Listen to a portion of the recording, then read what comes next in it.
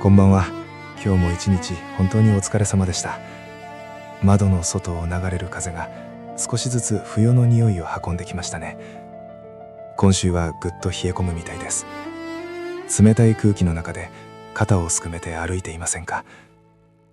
あなたはいつも誰かのために何かのために一生懸命です。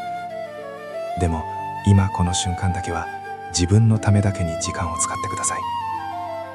温かな飲み物の湯気、柔らかな毛布の感触、何もしない贅沢を自分に許してあげましょう。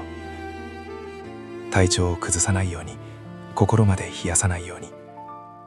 今夜はぬくもりに包まれて深く静かな眠りにつけますように。